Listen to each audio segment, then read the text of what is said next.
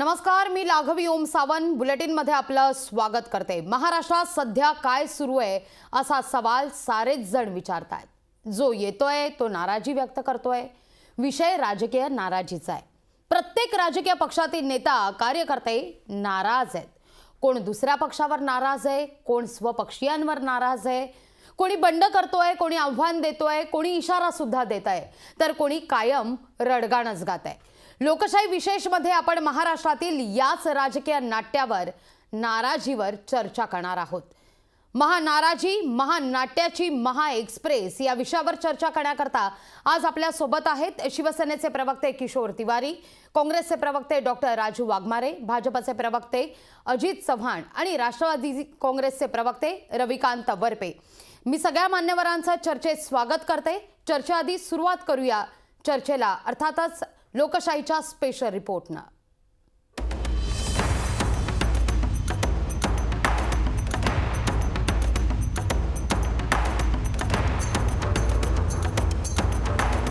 काँग्रेस शिवसेनेवर नाराज, शिवसेनेची भाजपवर नाराजी, भाजपच शिवसेनेवर नाराज, शिवसेनेची एकनाथ शिंदेंवर नाराजी, शिंदे गट उद्धव ठाकरेंवर नाराज,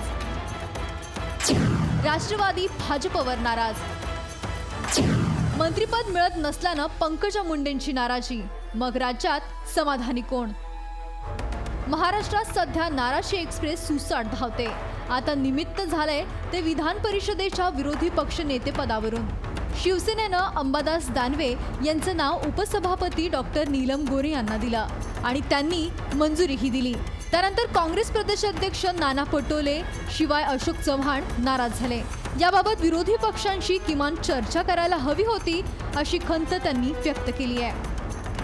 काँग्रेसची भूमिका स्पष्ट आहे। चर्चा करून हा विषय व्हायला पाहिजे होता। हे साधं बोलायला तयार नसतील, विचारायला तयार नसतील तर निश्चितपणे याच्यावरची चर्चा घडवण्याचा प्रयत्न आम्ही करू।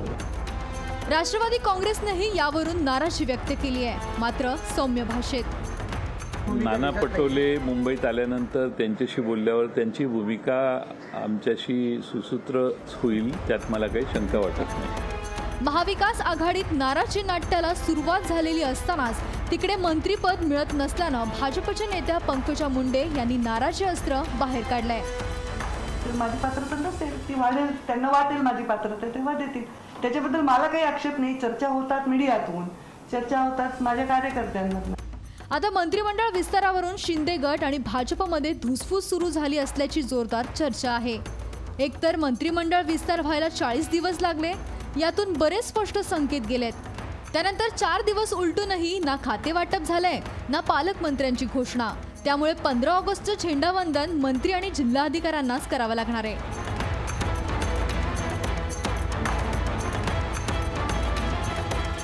बरं, हे एवढ्यावरच थांबलेलं नाही तर बंड करणारे आमदारही खुश नसल्याचं समोर आलंय।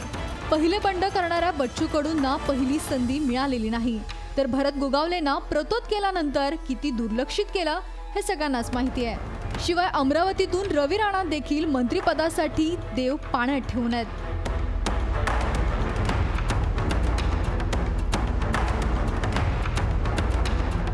बरं, भाजपमध्ये आनंद आहे का? तर तसंही नाही, कारण पनवेलच्या भाजप कार्यकारिणीच्या बैठकीत चंद्रकांत पाटलांची खदखद बाहेर पडली होती। असा एक नेता देण्याची आवश्यकता होती की त्याच्यातून योग्य मेसेज जाईल, त्याच्यातून जे काही करतोच त्याला स्थिरता येईल आणि त्यामुळे अक्षरशः मनावर दगड ठेवून आपण सगळ्यांनी आणि प्रामुख्याने माननीय देवेंद्रजींनी आपल्या केंद्रीय नेतृत्वाने निर्णय केला की महाराष्ट्राचे मुख्यमंत्री एकनाथ शिंदे। शिवसेना पक्षप्रमुख उद्धव ठाकरेंवरील नाराजीमुळे 40 आमदारांची बंडखोरी, भाजपनं दिलेला शब्द मोडला म्हणून उद्धव ठाकरेंची भाजपवर नाराजी, शब्द दिलाच नव्हता शिवसेनेनं विश्वासघात केल्यावरून भाजपची नाराजी, महाविकास आघाडीचं सरकार कोसळलं म्हणून काँग्रेस राष्ट्रवादीचा भाजप विरोधात संताप। हे सर्व पाहिलं तर महाराष्ट्रातील नाराजी एक्सप्रेस किती काळ धावणार? या महानाराजी नाट्याचा अंत कधी होणार हा प्रश्न महाराष्ट्रातील जनता विचारते, कारण या सर्व राजकारणावरून महाराष्ट्रातील जनता नाराज आहे आणि स्वतःच्याच प्रेमात असलेल्या राजकीय पक्षांना नेमका याचाच विसर पडलाय।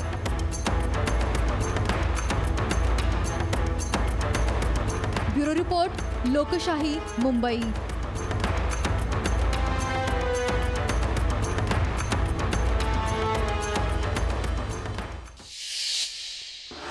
एकूणच महानाराजी नाट्य सध्या या राज्यात सुरू असल्याचं पाहायला मिळतंय. मान्यवरांचं मी सगळ्या स्वागत करते आणि सुरुवातीला थेट जाते भाजपचे प्रवक्ते अजित चव्हाण यांच्याकडे. अजितजी, आपण जर पाहिलं तर नाराजी नाट्य अगदी सुसाट चाललेलं आहे. नाराजी एक्सप्रेस सुसाट आहे आणि इतकी सगळी नाराजी असताना चंद्रशेखर बावनकुळे अर्थात प्रदेशाध्यक्ष चंद्रशेखर बावनकुळे आता म्हणतायत की लोकसभेमध्ये मात्र आता भाजप आणि शिंदे गट 45 पेक्षा जास्त आणि विधानसभेत मात्र 200 पेक्षा जास्त जागा आम्ही काढू. हे टार्गेट जे आहे, इतकी नाराजी पाहिल्यानंतर सोपं आहे की आव्हानात्मक आहे? लागवीजी नमस्कार आणि चर्चेमध्ये सहभागी माझ्या सर्व सहकारी मित्रांनाही नमस्कार. मी सर्वप्रथम महाराष्ट्राच्या जनतेला लोकशाही न्यूजच्या माध्यमातून सांगू इच्छितो की लोकशाही न्यूजचा जो रिपोर्ट आपण पाहिला त्याच्यामध्ये निश्चितच जे आता सत्तेवरून पायउतार झालेले आहेत त्यांच्यामध्ये नाराजी असू शकते, परंतु शिवसेना भारतीय जनता पक्षामध्ये कुठलीही अंतर्गत नाराजी नाही. नुकताच आमच्या सरकारचा विस्तार झालेला आहे. राज्याचे लोकप्रिय माननीय उपमुख्यमंत्री माझे नेते देवेंद्रजी फडणवीस यांचा सगळ्यांशी अतिशय चांगला संवाद असतो आणि राहिला प्रश्न आमच्या आदरणीय नेत्या लोकनेत्या पंकजाताई मुंडे यांचा, ज्या पक्षांची कुवत राज्यापुरतीच आहे, ज्यांचा विस्तारच राज्यापुरता आहे, ते राज्यापुरताच विचार करतील. आदरणीय ताई आमच्या राष्ट्रीय नेत्या आहेत, ताई पक्षाच्या राष्ट्रीय पातळीवरती काम करतात, ताईंच्याकडे संपूर्ण एका राज्याचं रिपोर्टिंग आहे. ताई आमच्या राष्ट्रीय नेत्या आहेत आणि कुठल्याही पद्धतीची अजिबात नाराजी नाहीये. उलट आता जे सत्तेवरून पायउतार झालेले आहेत, ज्यांना जे सत्तेवर असताना सुद्धा ज्यांच्यामध्ये नाराजी होती आणि आता तर अनेकांच्या उरामध्ये कळ आलेली, ती कळ त्यांनी दाबून ठेवली आहे की त्यांच्याकडची जी मंडळी आहे ती त्यांना थांबवून ठेवता ठेवता नाकीनऊ येणार आहे.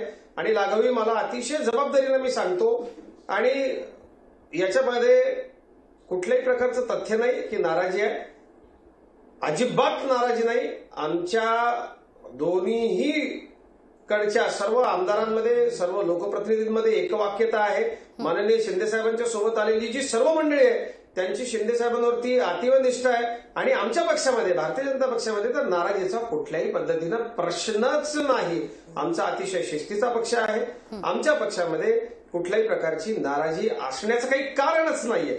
आणि आता या विस्तारानंतर तर उलट अधिक जोमाने कामाला लागून महाराष्ट्राच्या जनतेची सेवा आम्हाला करायची आहे.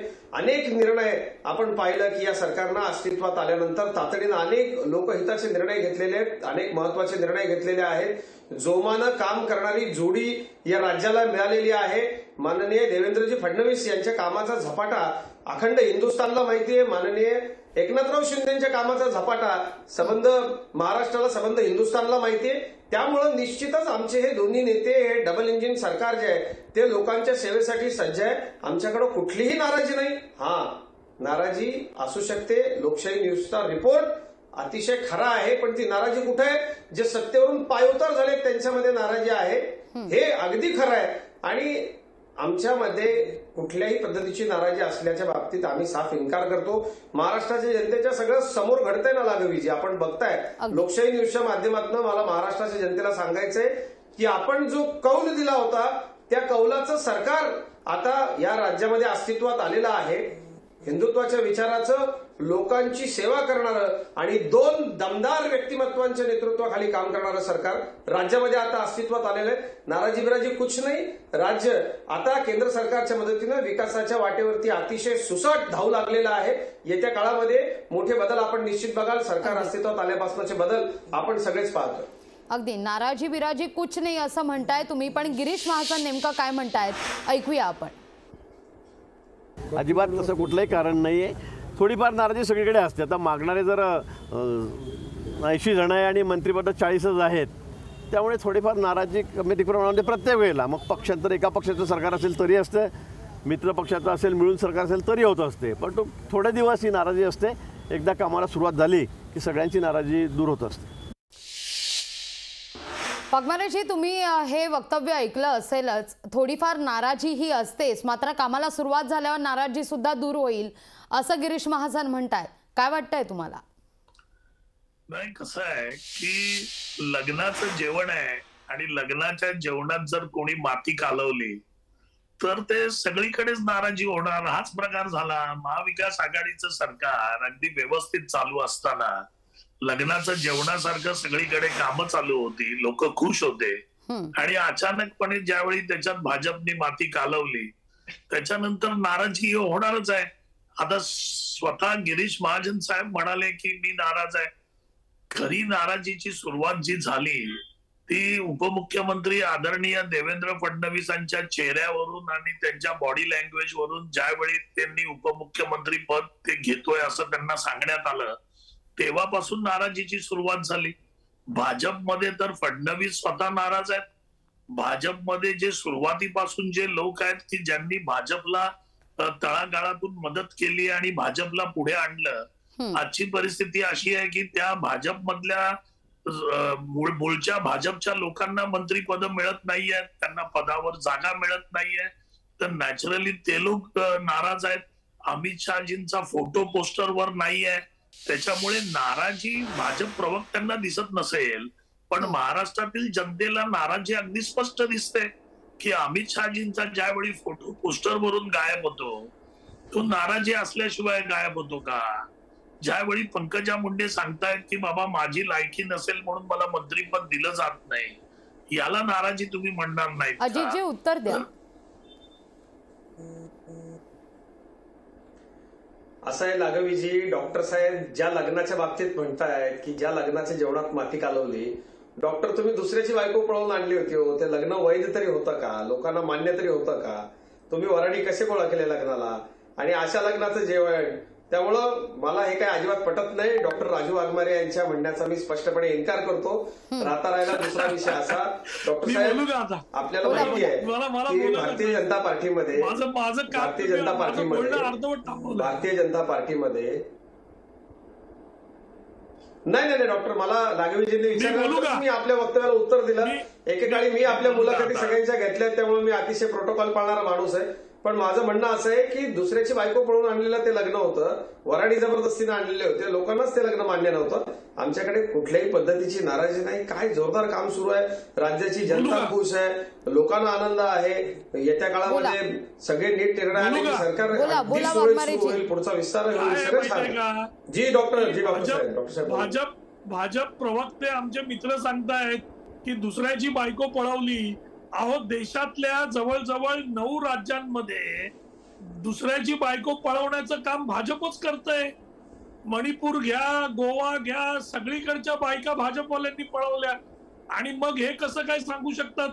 त्याच्यामुळे नाराजी भाजपमध्ये अगदी उघड आहे. राहिला प्रश्न शिंदे सरकारचा, तर शिंदे सरकारांचा जो गट होता 40 जण जे आमदार बाहेर पडलेले आहेत, बच्चू कडू साहेबांनी त्यांची नाराजी अगदी उघड दाखवली. शिरसाट साहेब जे शिंदे साहेबांबरोबर फिरत होते त्यांच्या बॉडी लँग्वेज वरून आणि चेहऱ्यावरून त्यांनी स्पष्ट नाराजी व्यक्त केली. गोगावलेंना मंत्रीपद पाहिजे होतं, त्यांना मिळालं नाहीये. त्याच्यामुळे शिंदे गटातही नाराजी अगदी उघड आहे. प्रश्न असा आहे की ही जी दोन्ही बाजूला जी नाराजी आहे त्याच्यामुळे अमंगळला तुम्ही मंगळ बनू शकत नाही. आणि त्या मंगल कार्यामध्ये ज्यावेळी तुम्ही ही माती कालवली त्याचे परिणाम आहेत. आणि ही नाराजी काही जाणारी नाही आहे, ही नाराजी अशीच टिकून राहणार आहे आणि ती किती टिकते हे बघणं महत्वाचं ठरलंय. तिवारीजी, तुम्हालाही असंच वाटतं का ही नाराजी मात्र कायम टिकून राहील? कारण असं सुद्धा म्हटलं जातंय. छोटंसं उदाहरण आपल्याला देतो लागवीजी, एक छोटंसं उदाहरण देतो.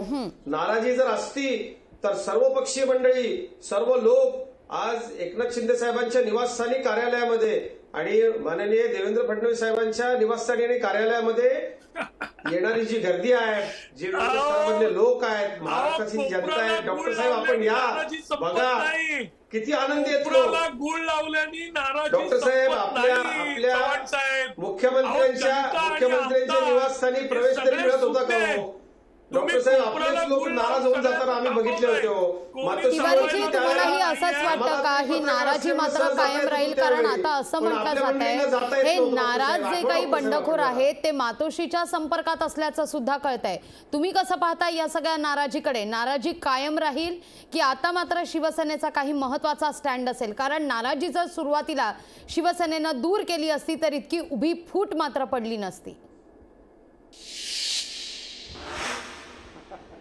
हे बघा, तुम्हाला मी बोलतो की नाराजीचा विषय असेल तर मी सांगतो की 40 लाख हेक्टरमध्ये नापिकी झाली आहे आणि महाराष्ट्रात मंत्रिमंडळच नाही आहे आणि मंत्रिमंडळ आलं तर कोणतं खातं सांभाळेल ही परिस्थिती नाही आहे.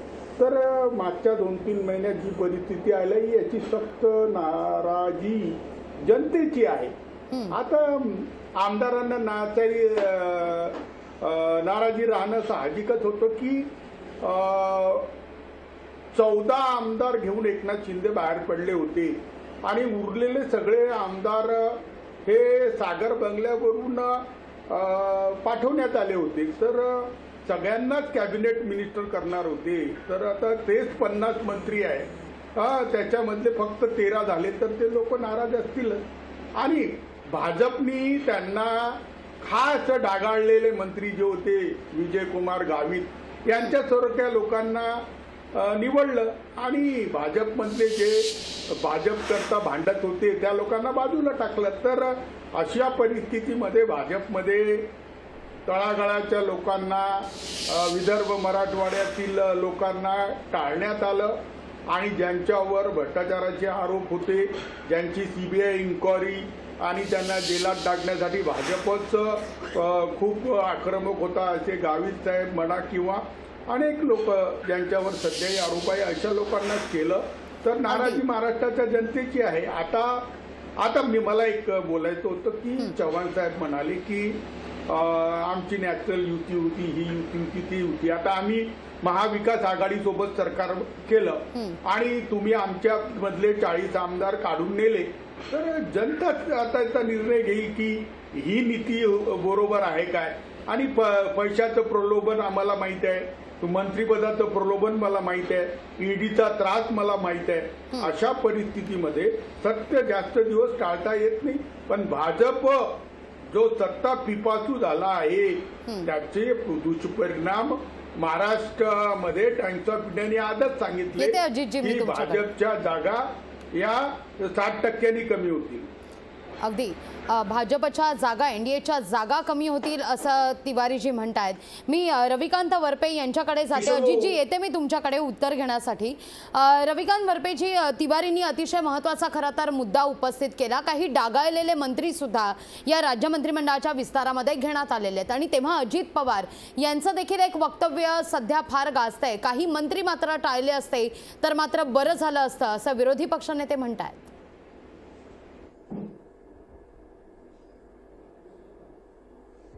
काय आहे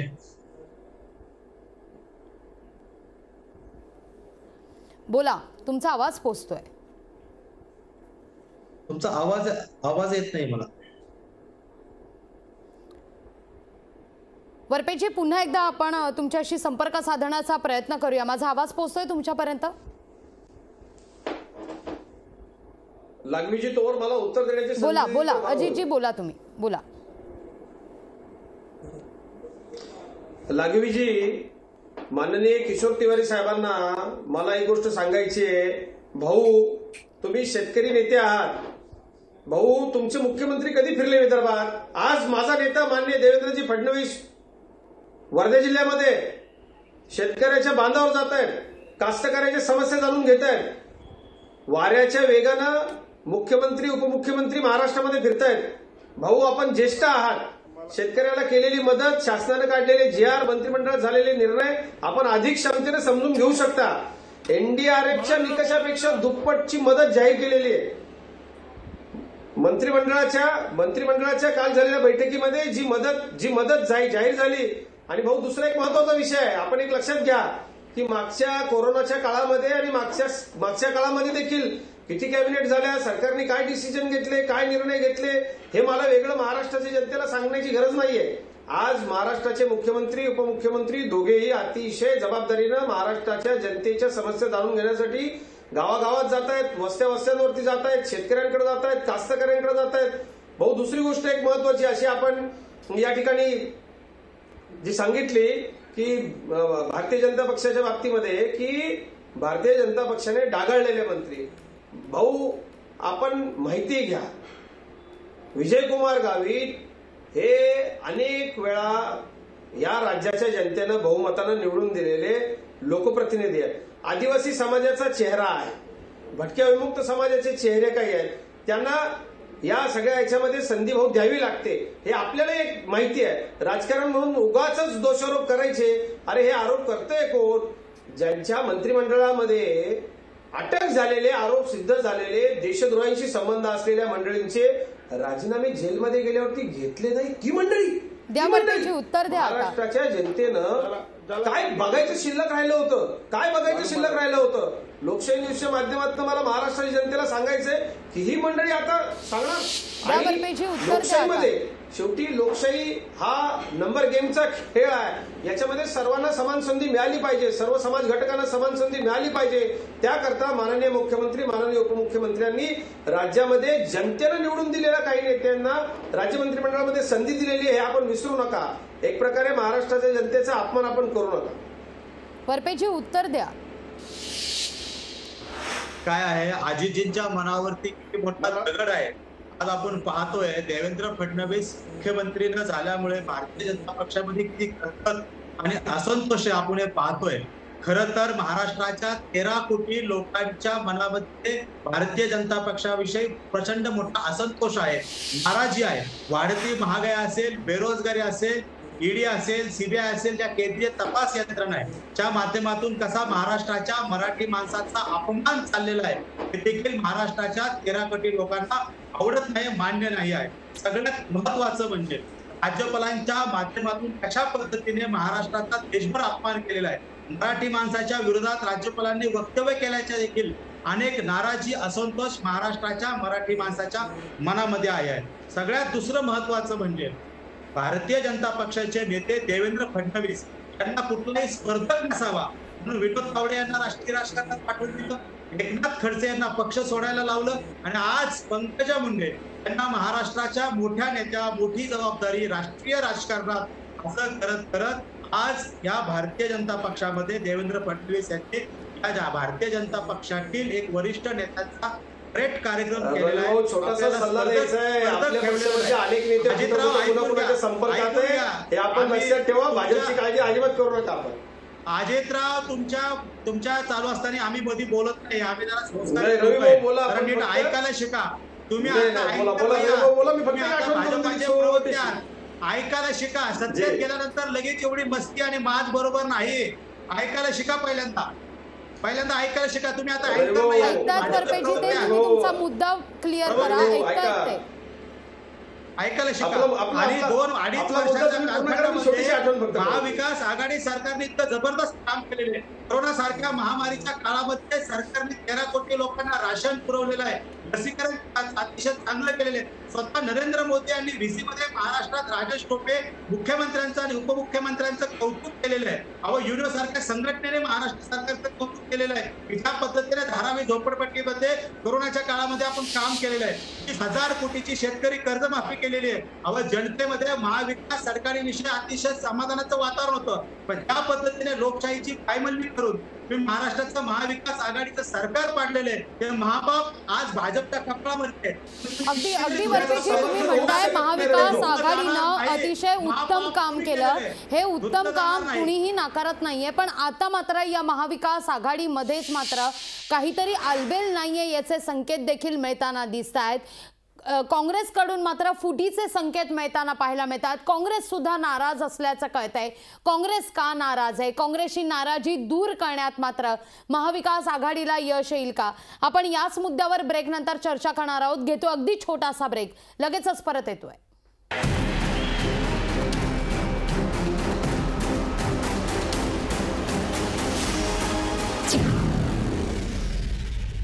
ब्रेकनंतर सगळ्या मान्यवरांचे पुन्हा एकदा स्वागत. मी थेट जाते राजू वाघमारेजी यांच्याकडे. खरं तर महाविकास आघाडी ही काही परमनंट नाहीये असं नाना पटोले म्हणतायत आणि एक प्रकारे फुटीचे संकेत सुद्धा देत आहेत. विधान परिषदेमध्ये विरोधी पक्षनेतेपदावरून मात्र आता नाराजी नाट्य आहे. एक गोष्ट आपण लक्षात घेतली पाहिजे की महाविकास आघाडीची जी निर्मिती झाली ती भाजपला सत्तेपासून दूर ठेवण्यासाठी झाली आणि भाजपला सत्तेपासून दूर ठेवण्यासाठी आम्ही तिन्ही पक्ष एकत्र आलो आणि काँग्रेस त्याच्यामध्ये सामील झाले. आता आमचे प्रदेशाध्यक्ष आदरणीय नानाभाऊ पटोलेजी यांनी जी भूमिका मांडली याचा अर्थ लगेच आम्ही आता महाविकास आघाडीमधून फुटतोय अशातला भाग नाही. आम्ही आमचं स्पष्ट मत सांगितलं की विधान परिषदेच्या नेत्याची निवड ज्यावेळी करण्यात आली त्यावेळी जरी जास्त आमदार शिवसेनेकडे असतील तरी महाविकास आघाडीमध्ये चर्चा करून त्या नेत्याचं नाव द्यायला पाहिजे होतं असं आमच्या प्रदेशाध्यक्षांनी आणि आमचे दुसरे आदरणीय ज्येष्ठ नेते अशोकरावजी चव्हाण साहेब म्हणाले. त्याच्यामुळे आम्ही आमचं म्हणणं पुढे ठेवलेलं आहे की ज्या पद्धतीने झालं त्या गोष्टी परत होता कामा नये ते असं आमचं स्पष्ट मत आहे. आणि दुसरा मुद्दा असा की याच्यामध्ये फुटली आहे महाविकास आघाडी, फुटणार आहे, अहो हे सुरुवातीपासून बोलत होते. आम्ही 2.5 वर्ष तर चांगली काढली आणि याच्या पुढची 2.5 गेली असती जर यांनी माती कालवली नसती तर. प्रश्न असा झालेला आहे की हा जो तुमचा शो आहे लोकशाहीचा हा कोणाची किती नाराजी आहे त्याच्यावर आहे.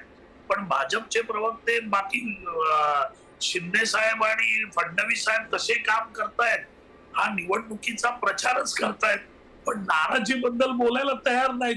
कारण नाराजीबद्दल ते बोलूच शकत नाहीत. कारण भाजप हा हुकुमशाहीचा पक्ष आहे, नाराजीबद्दल कसे बोलतील. त्याच्यामुळे हे जे व्यासपीठ आहे याचा उपयोग भाजपच्या प्रचारासाठी प्रवक्त्यांनी करू नये. जो विषय आहे त्याच्याबद्दल जर आपण बोललात, नाराजीबद्दल बोललात तर त्याच्यातून प्रेक्षकांना त्या विषयाची माहिती मिळेल.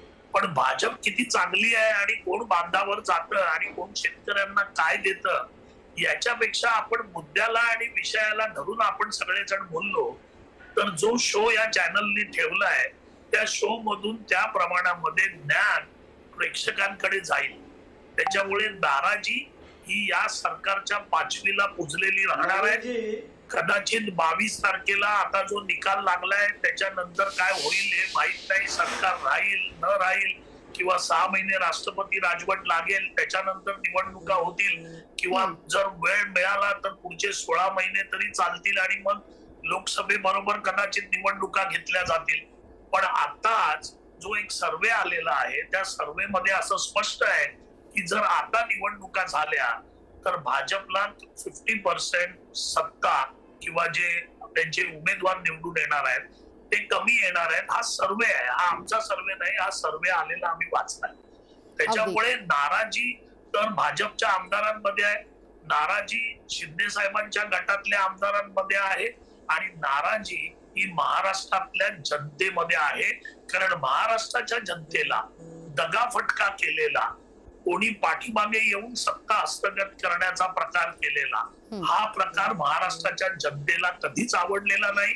ही शाहू फुले आंबेडकरांची, छत्रपती शिवाजी महाराजांची भूमी आहे आणि या भूमीमध्ये सरळ मार्गाने स्पष्टपणाने सत्ता मिळवण्याकडेच लक्ष दिलेलं आहे आणि त्याच थेट भाजपवर आरोप वाघमारेजींनी केलेला आहे. दगाफटका पाहिजे आपल्याला. माझे मित्र डॉक्टर राजू वाघमारे हे परदेशातून शिकून आलेले निष्णात डेंटिस्ट आहेत असा माझा आजवर समज होता. मात्र वाघमारे साहेब किती उत्कृष्ट पटकथा लिहू शकतात याचाही आज मला साक्षात्कार झाला. आमच्याकडे नाराजी नाही हे तर मी स्पष्ट केलं. मी मात्र काँग्रेसवर नाराज आहे कारण माझ्या या मित्राला विधान परिषद द्यायला पाहिजे होती, ती काँग्रेसने दिली नाही संधी असताना सुद्धा. आमची नाराजी आहे काँग्रेसवरती. मी पण महाविकास आघाडी सरकार हेच मुळात डॉक्टर साहेब महाविकास आघाडी सरकार हेच मुळामध्ये अनैसर्गिक पद्धतीने अस्तित्वात आलेलं होतं. हास्यास्पद डॉक्टर साहेब हे हास्यास्पद आहे हे सरकार होतं की जनतेच्या पैशावरती धाड टाकण्यासाठी आलेली टोळी होती. याचा मला प्रश्न पडतो राहता राहिला प्रश्न माझ्या पक्षाचा. लोकांनी जो जनमताचा कौल दिला होता तो कौल स्वीकारून आमच्या शिस्तबद्ध पक्षानं माझे माननीय नेते देवेंद्रजी फडणवीस यांनी महाराष्ट्राच्या जनतेसाठी हे सरकार ज्या सरकारचा कौल जनतेने दिला होता ते अस्तित्वात आणलं आणि आम्ही सत्ता पिपासून नाही हे दाखवलं. अहो म्हणजे डॉक्टर साहेब आता तुम्हाला सांगतो तुम्ही थोडंसं मलबारीवरती रोज येत चला. कोण कुणाच्या घरी जातंय कोण कुठं जातंय हे जरा बघत चला. आपल्या पक्षामधले ज्येष्ठ नेते कुणाकुणाच्या संपर्कात आहे डॉक्टर साहेब हे पाहत चला. काँग्रेस पक्ष हा पक्ष येत्या काळामध्ये महाराष्ट्रामध्ये निवडणुका लढली, सर्व मतदारसंघात निवडणुका तरी लढू शकेल की नाही अशी परिस्थिती आहे डॉक्टर साहेब. आणि राहता राहिला सर्वेचा विषय. यापूर्वी देखील राष्ट्रीय पातळीवरती राज्य पातळीवरती असे मी तर स्पष्ट आरोप करतो अनेक सर्वे हे मॅनेज केलेले असतात. असे अनेक सर्वे आले, अनेक बोलभांड लोकांनी भारतीय जनता पक्षाचा पराभव होईल असं सांगितलं आणि काय झालं. या देशाच्या जनतेला माज करणारे मस्तवाल लोक, जनतेची लूट करणारे लोक आवडत नाही डॉक्टर साहेब. घरी पाठवलं सगळ्यांना. बहुसंख्यानं बहुमतानं भारतीय जनता पक्ष निवडून दिला. खऱ्या अर्थानं फुले शाहू आंबेडकरांचा छत्रपती शिवरायांचा जो महाराष्ट्र आहे त्या महाराष्ट्राच्या विचाराचं सरकार अस्तित्वात आलंय. माननीय देवेंद्रजी फडणवीस यांनी मोठा त्याग केला आणि दाखवून दिलं भारतीय जनता पक्ष हा सत्ता पिपासू नाही. जनतेचा कौल असलेला सरकार अस्तित्वात येण्याकरता आम्ही जनतेनं कौल दिलेल्या प्रमाणात आम्ही सरकार अस्तित्वात आणलं. त्याकरता मुख्यमंत्री पद सुद्धा मिळेल न मिळेल याची पर्वा माझे नेते माननीय देवेंद्रजींनी केली मार्गाने सत्ता हस्तगत करा. दगाबाजी करून पैसे वापरून ईडीच्या मदतीने सत्ता तिवारीजी येते मी तुमच्याकडे. हे आमचं आणि महाराष्ट्राचं मत आहे. तिवारीजी तुम्हाला सुद्धा काही मुद्दा उपस्थित करायचा आहे. तुम्हालाही असं वाटतं का की भाजपनं मात्र प्रादेशिक पक्ष आता संपवायला सुरुवात केलेली आहे? कारण शरद पवार यांच्याकडून देखील नेमकं तेच विधान समोर आलेलं होतं. मित्र पक्षांना संपवण्यासाठी भाजप आता काम करते. तुमचे ज्येष्ठ नेते ज्यांचं आपण नाव घेता हे सगळे नेते कुठं जात आहेत, कुणाच्या संपर्कात आहेत, किती नाराज आहेत, का नाराज आहेत अजितजी बघा डॉक्टर साहेब. अजितजी थोडं थांबूया आपण उत्तर घेऊया. तिवारीजींना सुद्धा बोलायचंय. तिवारीजी तुम्हाला असं वाटतंय का की मित्र पक्षांना भाजप आता संपवू पाहत आहे? नाही हे बघा नड्डाजींनी तो स्पष्ट संदेश दिला होता आणि नितीश कुमारने जीव वाचवून त्यांनी आपली अस्तित्व वाचवलं. मात्र मी तुम्हाला म्हणतो की 14 ते 19 काळात जो उद्धवजींना अनुभव आला आणि अनुभव आला म्हणजे सांगणारे एकनाथ शिंदे सारखीच लोक होते की भाजप कसा मित्र पक्षांना वागवतो, युतीमधल्या पक्षांना वागवतो. तर आम्ही निर्णय घेतला आणि पूर्ण विचारपूर्वक घेतला होता काँग्रेसनी आणि राष्ट्रवादी सोबत जाण्याचा. आता तो निर्णय चुकीचा होता तर लोक आम्हाला मतदान करणार नाहीत. मात्र आजच्या परिस्थितीमध्ये मी विदर्भ आणि मराठवाड्यात फिरत असतो. मला कळत आहे की लोकांचा जो सूर आहे, कारण भाजप आणि शिवसेना यांची वोट बँक वेगळीच होती, ती वेगळे वेगळे लढले तर काँग्रेसचे चांगले दिवस येतील, राष्ट्रवादीचे तर असे स्वतःचीच एरिया आहे. तर 24च्या निवडणुकीत मोदींना मातोश्री मार्फत महाराष्ट्रात सत्ता परिवर्तन न केल्याचा फटका बसू शकतो. कारण शिवसेना जी आहे ती उद्धव ठाकरेंचीच आहे आणि बाळासाहेब ठाकरेचा वारसा यांच्याकडेच आहे आणि जे जे लोक सोडून गेले आहेत त्यांनाही त्याची कल्पना आहे. तर याच्यामुळे मला नाही वाटत की जास्त दिवस एकनाथ शिंदे गट वगैरे राहील, हे सगळे परत येतील. परंतु आपल्या आपल्या अडचणी सांगून गेल्या आहे. उद्धवजींना भेटूनही अनेक लोक गेले आहेत. मात्र ज्या प्रकारचं अजित चव्हाण बोलले तर मला अजितांना बोलायचं आहे की केंद्र आणि राज्याच्या कृषी धोरणामुळे शेतकरी नाराज आहेत. कारण शेतकऱ्यांचं उत्पन्न तुम्ही दुप्पट करणार होते, तुम्ही हे बघा पीक पद्धतीवर काही केलं नाही, लागवडीचा खर्च कमी करण्यासाठी काही केलं नाही, 2 कर्जमाफ्या दिल्या, दोन्ही कर्जमाफ्या अपुऱ्या आहेत. आणि पंतप्रधान पीक विमा योजनेमध्ये फार त्रुट्या आहेत. ह्या सगळ्या मूलभूत गोष्टीवर काम झालं पाहिजे. एकनाथ शिंदे ही कार्यकर्ते आहे, देवेंद्र सुद्धा चांगला कार्यकर्ता आहे. मात्र जे काही झालं महाराष्ट्रात त्याचं लोकांना आवडलेलं नाही असं लोक मला बोलतात.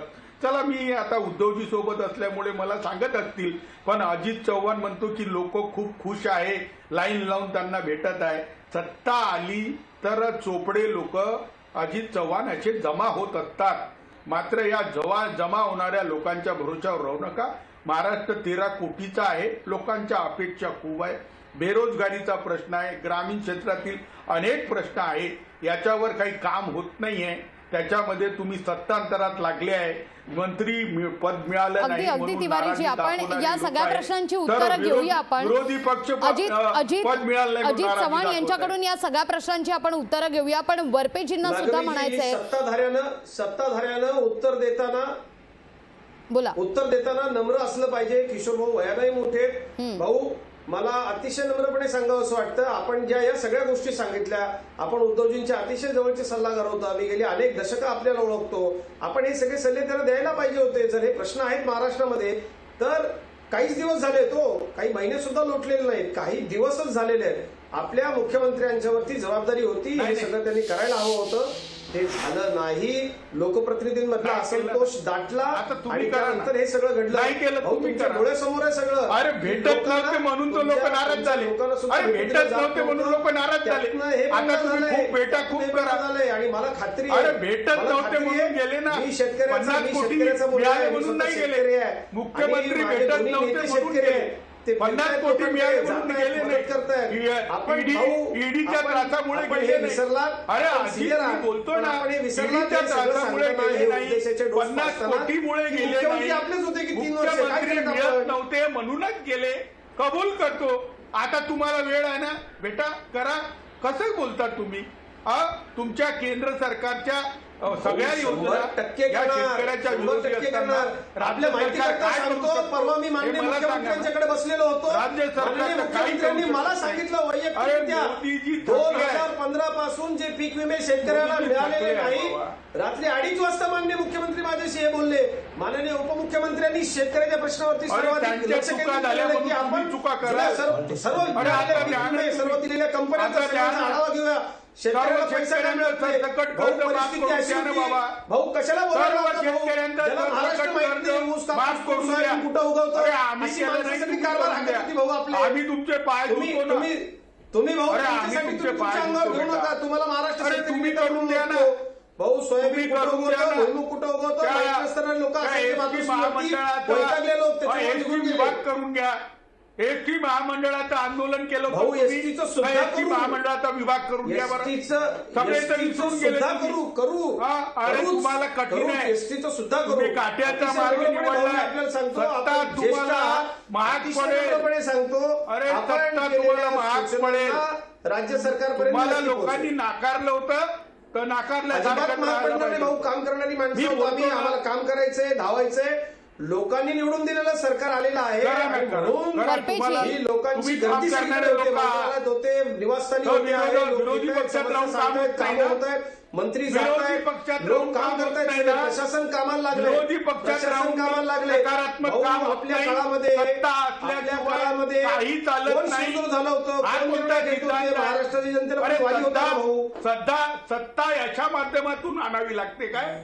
सत्ता अशा माध्यमातून आणावी लागते काय? विरोधक म्हणून काम करण्याची काय शक्ती गेली आहे का? अगदी आपण वरपेजींकडे जाऊया. वरपेजी, जर हिंदुत्वाच्या मुद्द्यावर हा सगळा गट भाजपमध्ये गेलेला आहे, तर मात्र खाते वाटपासंदर्भात इतका विलंब का होतोय? इतकी नाराजी काय? जर कारण हिंदुत्वाचं होतं तर नेमकं आता अडतंय कुठे? यांचा हिंदुत्व हा कुठलाही कारण नाही आहे. हिंदुत्व तर इनका सिर्फ बहाना था.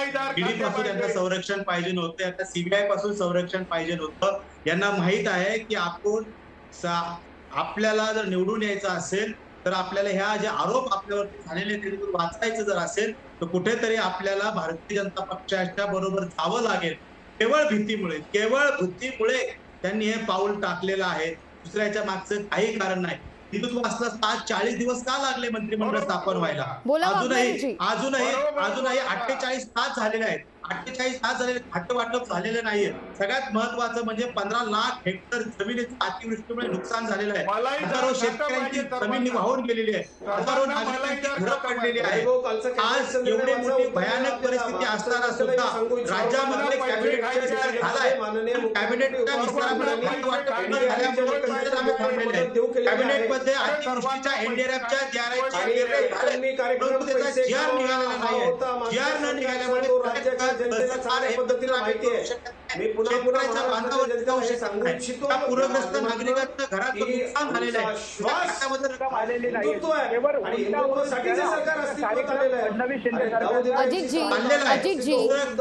अजितजी मी विनंती करते थोडं ऐकून घ्या.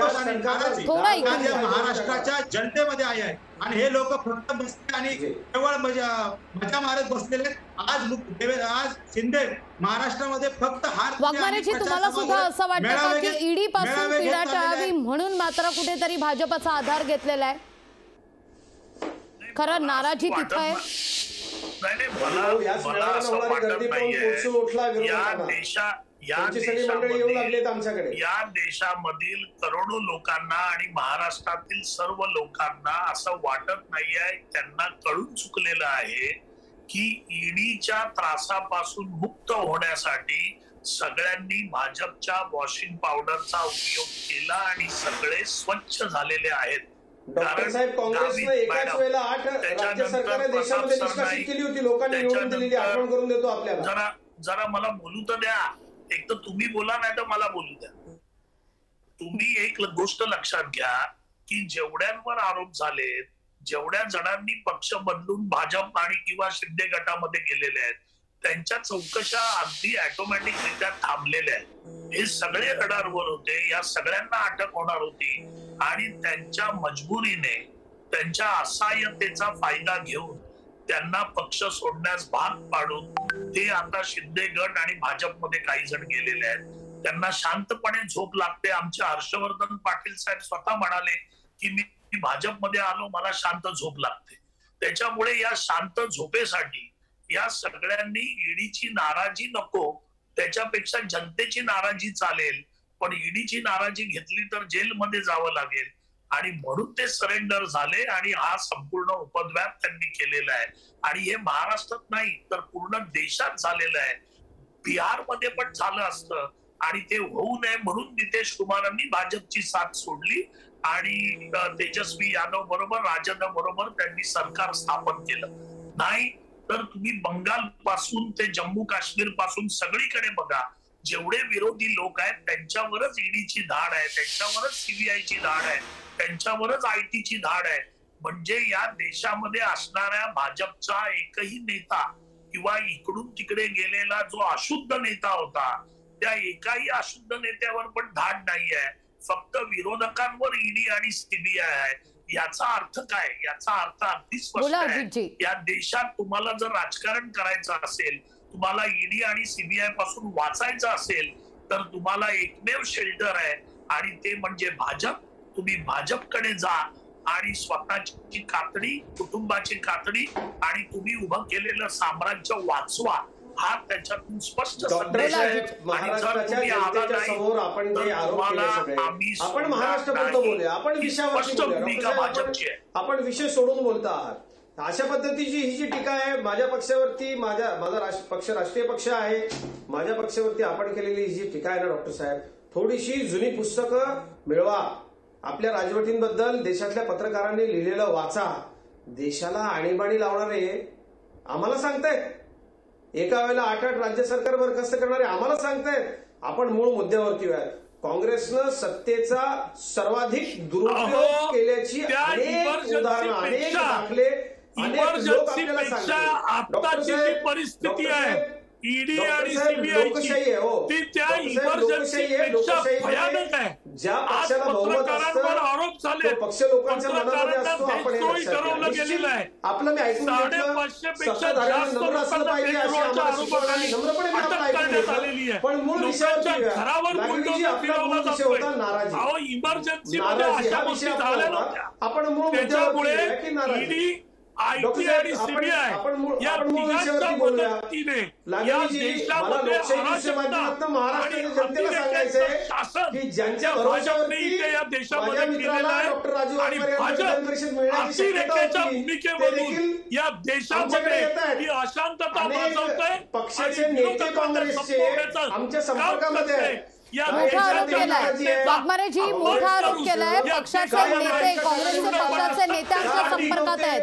अजित चव्हाण यांचा हा मोठा आरोप आहे. सगळं आलबेल होतं का? आता यांच्याकडे आलबेल आहे का? नागवीजी, आपण मला असं वाटतं एखाद्या वृत्तसंस्थेनं किंवा मीडिया हाऊसनं ठेवलेला जो विषय आहे त्या विषयाच्या चौकटीत राहून आपण चर्चा केली पाहिजे. तुम्हाला सांगत होतो पण तुम्ही कोण ऐकत नाही. सगळे जण मुद्दे सोडून बोलतायत.